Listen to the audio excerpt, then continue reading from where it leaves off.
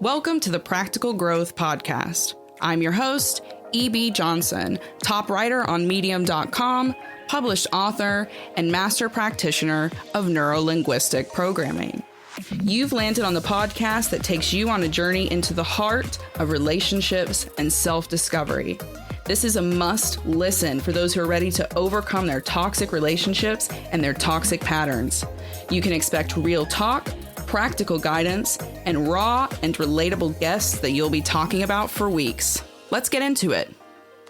Hello again, my lovelies. It is me, EB, your favorite podcast host, your favorite TikTok educator, and your favorite Medium.com writer. And we are back in the studio today with another great episode. The sun is shining, the birds are chirping, and I'm even feeling a bit chirpier as well, which is going to be perfect to help us cover today's topic. And it is going to be a doozy, another doozy. You know, that's all I bring you guys. This one is going to be really, really interesting because it is going to focus on a portion of the narcissism spectrum that we've never talked about before. That's right. We're going to be talking about echoism, where it sits on the narcissistic spectrum, what it is, how we get it, and most importantly, how we can defeat the echoist inside all of us. Just before we jump into it, however, you know, I've always got to come in and hit you with an update. And this is one that so many of you, so many of you have been waiting for. It is official. My monthly group coaching program is live and open on patreon.com.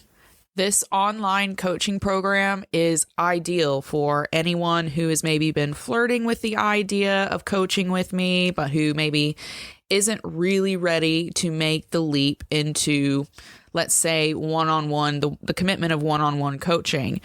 This group coaching program is way more accessible, and it's an easier investment, right? For those who aren't ready to jump in onto the one-on-one coaching. It's for those who have plateaued in traditional therapy methods. You've kind of hit a wall with your therapy and you've got the knowledge, but you notice that the change just isn't really happening. It's for people who are childhood trauma survivors. It's great if you are a narcissistic abuse survivor. And it's especially good for anyone out there who really is trying to build a village for themselves, find some kind of community who understands where you're coming from and where you're going on this healing journey. Now, when you sign up for my group coaching program, it's not like other coaches, right? I'm not just going to send you some flimsy email once a week with an article and wish you good luck. Okay. As with anything else I do, it serves the purpose. It serves the purpose to help you act and to help you heal. So what you get when you sign up for the growth group monthly coaching program, you get exclusive content from me, which can include ebooks. It's going to include videos, special announcements, early releases, all kinds of good stuff. But you also get regular live video workshops with me and with some really incredible special guests. And what those do is we sit down, we dig deep into something that's really important to you. And then there's a live Q&A at the end so that you can ask your questions and get the help that you need from me and other experts in the field. The best part of joining the growth group, though, is that when you join us on Patreon, you immediately get instant access to our private Discord community. So that means you can get online, you can chat to everyone else in the community or just your favorites, and you can chat to me. I host exclusive live events on this app. We can just pop in and have chats. And I also log in throughout the day, throughout the week to answer your questions and to help give you advice and help really motivate you and get you moving forward in making those big emotional and mental strides for yourself in 2023. Joining is super easy. All you have to do is head over to patreon.com/practicalgrowth and you can sign up there. There is a catch though. As with anything that I do coaching wise, I want to make sure that you are getting the best and you are getting the attention that I can fully give you. So this group coaching program is limited to only 30 students at a time. There's no application. It's first come, first serve. So if you are serious about getting coached by me, about building that community, about really being able to institute lasting change in your life, then head over to patreon.com/practicalgrowth and sign up now for my monthly group coaching membership. There's no pressure. There's, no expectations, and you can cancel at any time. All right. So now that we've got all that housekeeping out of the way, let's jump right into the episode, right into the goodness. Echoism. Echoism. This is probably the first time that most of you have heard the word echoism. So what the heck am I talking about? What does that even mean? To understand this condition, which is primarily involved with narcissistic personality disorder and narcissistic abuse, you have to first understand the story of Echo. Okay. Echo, which is the root of the word echoism, we kind of know it as a call and response, but really it refers back to an old Greek myth, the myth of Echo. And she was essentially like a type of mountain nymph. And because she helped Zeus hide his infidelities, Zeus's wife, the queen of, where the gods lived, came down and she cursed Echo. Now, the curse she put on Echo was that Echo could only repeat the last thing that had been said to her. She could never say anything original of her own. And it doesn't seem like that bad of a curse until one day when Echo was running through the woods, she met Narcissus. Narcissus, that will sound familiar, won't it? So Echo sees Narcissus, who is beautiful, and she falls in love with him. Unfortunately, she can't tell him. All she can do is follow him around in the woods and repeat the last thing he says to her. Eventually, she reveals herself to him, but Narcissus, who's in love with himself, completely rejects her. He's disgusted by her. He casts her away. So Echo, heartbroken, resigns herself to the shadows and continues to follow Narcissus around. Now, Narcissus, of course, who is now of narcissism fame, he ends up finding a reflection of himself in a pool, and he lays down next to it and just keeps staring at himself until he dies. And Echo watches the whole thing. Heartbroken, she wastes away after Narcissus dies looking at himself until there's nothing left but the faint and hollow echo of her voice. Now, that story of Echo is where we get the term echoism, okay? Echoism is a condition in which essentially someone becomes petrified of becoming a narcissist, of having narcissistic attention put on them. So what they do is they pull themselves back into the shadows. They make themselves as small as possible. They try to take up as little room as possible, get as little attention as possible, all in the efforts of not seeming narcissistic, of not behaving in a way that they deem to be narcissistic. Now, this kind of term, this condition of echoism, it exists on the same spectrum with narcissism, because narcissism itself is not just a matter of someone with narcissistic personality disorder. Okay, that's what lies on one extreme end of the spectrum, but it is a spectrum. There's a wide array of narcissistic behaviors, ways in which narcissism, even diagnosable, manifests in people, right? Because you have a covert narcissist, a grandiose narcissist, a communal narcissist. There's so many different ways that narcissism manifests, and sometimes the traits are actually healthy in a way, okay? Because narcissism itself exists as an evolutionary tool to protect us, essentially. Because imagine if we didn't have some inherent care for ourselves, if we weren't able to prioritize ourselves, what would happen? We'd be lemmings running off a cliff, right? So narcissism is a spectrum. And on one extreme end, you have narcissistic personality disorder and people with narcissistic personality disorder who can act in all kinds of extreme ways. But opposite that person, what you find is an echoist, the person who lacks any form of narcissism whatsoever, not even healthy narcissism. And they go so far to the other end of the narcissism spectrum that they actually become harmful to themselves. Essentially, what you find with echoists, the common thread that kind of binds them together, as it were, is a pattern of narcissistic abuse. More often than not, someone who is an echoist, who becomes an echoist, who shows echoistic personalities, which I will describe here in just a second, generally they have at some point in their lives been exposed to narcissistic abuse and become aware of it either consciously or subconsciously, right? They come to see those narcissistic traits as like monstrous, as bad, as scary, as terrifying. So they work double hard to not appear that way. They don't want those symptoms to appear in themselves. They want to be small so that they don't become the monster under the bed. Essentially, it's a kind of fall of passion in a way, like they've had this extreme encounter and it has changed their core beliefs, their core values. The person who's dealing with echoism is captured by fear. They don't want to become their abuser, so they learn to put themselves intentionally in the rear of their own lives. You know, the narcissist, in whatever way, however they get it, they crave that validation of the spotlight, right? But the echoist avoids it. They don't want to feel special. They will do anything to not feel special or important. So they just make themselves painfully small. They break themselves down so that they cannot become that version of self that they're terrified of. While that might seem like a good thing, especially if you're listening to this and you're like, well, that's good because you don't want to be a narcissist. They're conscious of their narcissistic traits. No, it's the extreme opposite. It's the extreme opposite. And here's why. There are some life-altering symptoms. Okay. When you struggle with this kind of echoistic tendencies, it touches on everything in your life, not just your self-esteem. You will end up playing that exact same game like Echo of that hide, call, and repeat, and you force yourself into teeny tiny boxes, and it's all in a desperate craving for safety, love, and acceptance from the community around you. So let's look at those symptoms then. What do these symptoms look like acted out in real life? What is this echoism in real life? What does it look like? First, someone who's an echoist usually has an extraordinary amount of empathy, extreme empathy. They've had the lows of the abuse and they don't like feeling that way, and they don't want anyone else to feel that way because they're aware of how painful it is.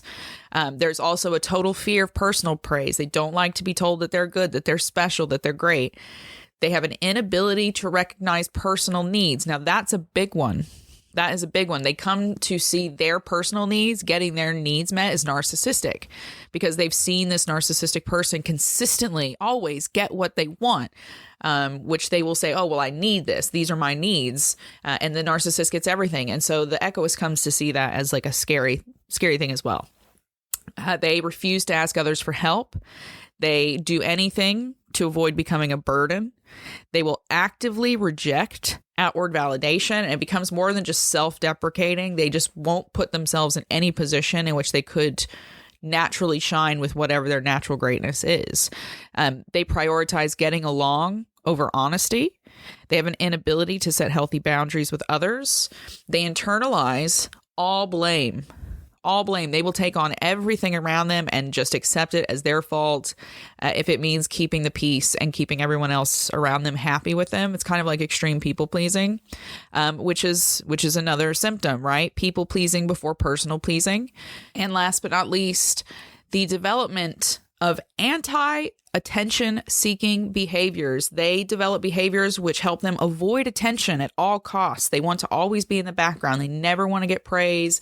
They never want eyes on them, not even for a good thing, right? Not even from people they love. The echoist will do anything to remain in the shadows, just like their namesake. It is an incredibly damaging and dangerous way to live. It leaves you at the mercy of even more narcissists. It makes you an automatic doormat to others, and it leaves you resentful and miserable, right? Because once you are in this echoistic place, you become disgusted, you become uncomfortable at the thought of, the attention being on you, even for good things. Consciously and subconsciously, you shove yourself down to the bottom of the barrel, and then you will fight to keep yourself there. I mean, you will sabotage the crap out of yourself if it means keeping yourself meek, mild, and disposable to other people. When you're an echoist, ultimately, you come to this place where you'd rather be invisible than risk rejection. And that's where you miss out on everything good in life. And you end up meeting everyone else's needs and avoiding your personal needs, which means in no way can you be happy, healthy, emotionally stable, or whole, which then means you can't even have the good relationships that you think you're trying to chase in the first place because you're the missing piece, right? You just completely cut yourself out, all because you don't want to be a narcissist. And it turns into an almost self-obsessive loop where you're constantly thinking about yourself and how crappy you need to be. And to be honest, that's not entirely opposite from the narcissist, who is also constantly thinking of themselves and where they want to project themselves on the people around them. So what do we do then? What do we do? Because if you don't honestly, openly confront those kind of behaviors in yourself, you're going to end up in a tragedy, right? You're going to end up in an abusive relationship, either at work or at home or with your family. You're going to end up miserable. You're going to end up resenting yourself because you're going to become painfully aware of all the self-sabotage you've done. So what happens so that you don't end up like Echo, wasting away and being nothing but the half-hearted repetitions of the people around you? How do you not become that person? Because you can stop it. Whatever you're doing that you don't like, whatever aspect of yourself you don't like inside, you can make it better. You can make it better. You can incorporate it. You can still become whole. Right? But to do that, there's a few things that you're going to have to do to overcome this echoism. One, you need to understand the spectrum. You need to understand that narcissism is a spectrum. Echoists have a kind of all or nothing way of thinking, which is very much like a narcissist, right? They just declare any kind of attention on me, any kind of validation is narcissistic. So that makes me self-centered and it makes me wrong. And that's just not true, right? It's like the narcissist saying this is all good or this is all bad. It's not true. Narcissism is a spectrum, and some narcissistic traits in some ways at some levels are a natural part of human evolution. We need them to stay safe, to be able to prioritize ourselves. So you need to understand, if you're going to overcome your echoism, that there is a healthy level of narcissism. And it's okay to be narcissistic sometimes. And sometimes there's even types of narcissists who aren't bad, right? So it's just, you've got to understand the reality, get out there and research it, and look into healthy narcissism and how it can help you preserve yourself. Next, you have to lean into celebration. One of the big problems with echoists is they have no ability to recognize their own strengths and to celebrate their own strengths. That's not to say you have to walk around and brag and be arrogant and demand all the attention from everyone around you for the good traits that you have. That's not it. You just have to stop minimizing the good inside of yourself. When you see something good or you do something good, you have to be able to say, that was good. There is a balance. There is a balance. So while it's good not to crave constant spotlight, you still have to be able to acknowledge and celebrate your victories. Okay? Seek out the balance. Third, you need to establish higher quality connections in your life. I get so tired of saying this, and you're probably tired of hearing me say it, but the reality of it is you are only as good as the kind of people you keep in your life. If you keep surrounding yourself with miserable people who are stuck in a rut, who are determined to be miserable, and who are determined to only see the worst in the world, that is all you are going to find on your healing journey. Okay? When you are an echoist, you get stuck with a lot of toxic people because you're a doormat and a people pleaser, and it's mostly toxic people who like to use others for those things. So you have to change that pattern consciously, and you've got to start seeking out high quality people who make it easy for you, who don't make you feel like a burden when you just need to ask for help. Form higher quality social connections with empathetic people. That's the centering on empathetic people, and that makes it easier for you to ask for help to break those patterns of echoism. Last but not least, if you are going to overcome this echoism, you have to let the light in. You have to be human. You have to just let the cracks show so that the light can come through. And this light looks like asking people for help. It looks like letting yourself be vulnerable. It looks like standing to the side and saying, I don't think I can do this by myself. I need someone beside me. I need a village. I need support. I am not perfect. I don't have all the answers, and it's okay. That is what you have to do. You have to embrace your humanity and stop worrying about how the world sees you as, some perfect person or some martyr, or the person who is nobly, sacrifices for others because they were, burdened by abuse. You got to stop it. Just be a human, the good, the bad, and connect with other humans in that humanity. And from there, we are able to start anew, right? If you're someone who is confronting these shades of echoism in your life, that point, the point at which you find the courage to be human, is when the entire reset happens. It's when the entire reset happens. And that reset is beautiful because it means you don't have to die in the puddle beside Narcissus, right? You don't have to waste away while you watch someone waste themselves away in self-obsession. It doesn't have to be that way. We all deserve to be acknowledged for the work we do in this life. especially from the people that we have intimate relations, intimate connections with, our family, our friends. So if you saw yourself, you heard yourself in this discussion today, then this is your call to action. This is it. It's time for you to step up for yourself. It's time to break the cycle. It's time to be strong and be able to celebrate the fullness of your humanity and this new future that you're building for yourself. That is it for today's episode. That is it. I hope you found it enlightening. I hope you found something in there that maybe blew your socks off a little bit, or is going to get you going over to Google to look a little bit deeper and to figure out maybe some more truths you didn't realize before. As always, if you did enjoy the episode, if you did find something useful in it, I would be very grateful if you would head on over to Apple Podcasts and leave a 5-star review. If you take a screenshot of that 5-star review when it goes live and email it to me, admin@therealebjohnson.com, I'll send you a free ebook.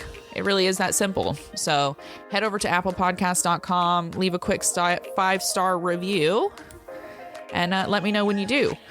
To everyone else, thank you so much for following me on TikTok, for following me on Medium, for applying for my coaching course, and for joining my new group membership. I'm very, very grateful, and we've got so many more things that we're going to be celebrating this year. So thank you again. I couldn't do any of it without your support. I truly love each and every one of you. Can't wait to see where this wild ride takes us in 2023. So until next time, keep your heads up, keep your eyes on the stars, and keep moving forward. Bye-bye.